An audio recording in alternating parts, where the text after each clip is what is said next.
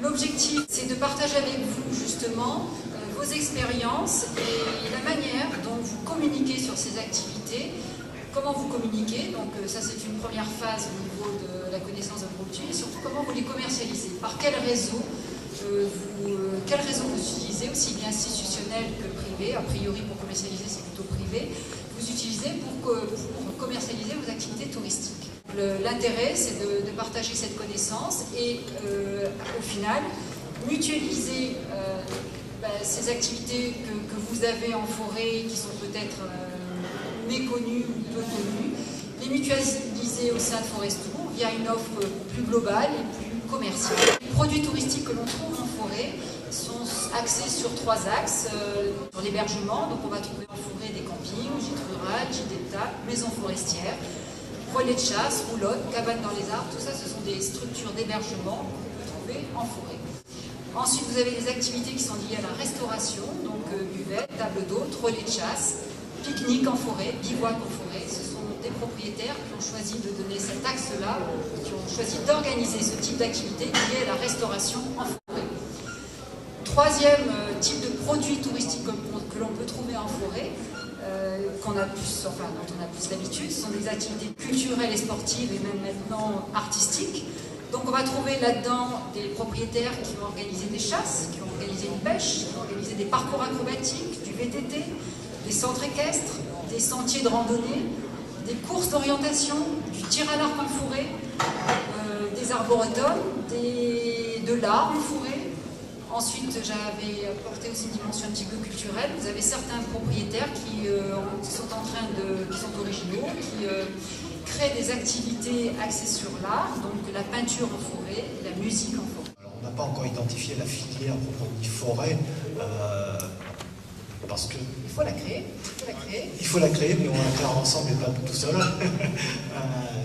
Effectivement, je suis persuadé qu'il y a c'est une niche, un gisement, et qu'il y a des gens qui sont vraiment motivés, intéressés pour passer leur séjour avec l'accroche liée à la forêt. J'en suis intimement convaincu. Donc il faut mettre en avant l'offre qu'il y a. Et dans l'offre, il faut mettre également des produits. Et c'est vrai que nous sommes en attente, nous, d'avoir des produits commercialisables.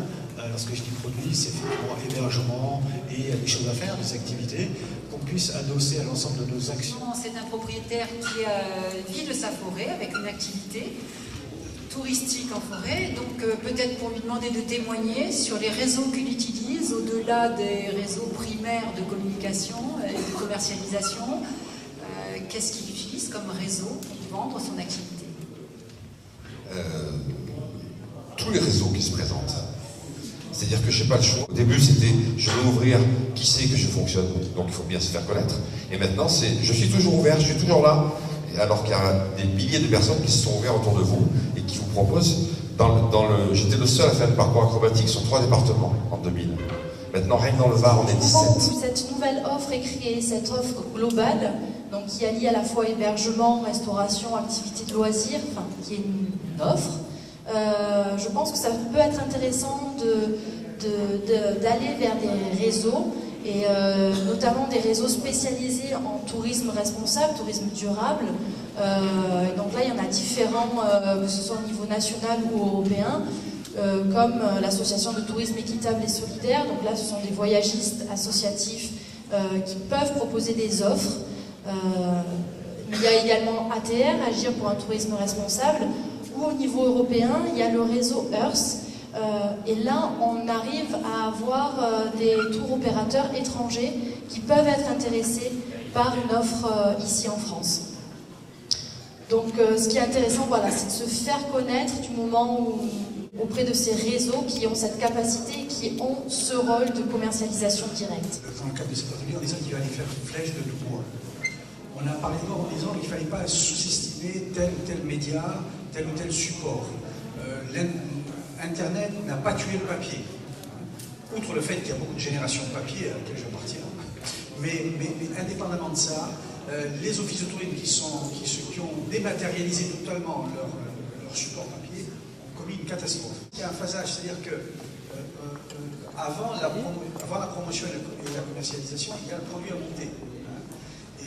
Et donc, on prend contact avec une structure, l'office de tourisme ou avec l'agence, il faut qu'on ait le produit. Et après, il faut qu'on ait des produits qui correspondent bien à nos besoins et à la typologie. La notion de prix, il y a la notion d'adaptation du produit en fonction de la clientèle, de la demande. Et ce phasage-là, puisqu'on a parlé du phasage, il est primordial.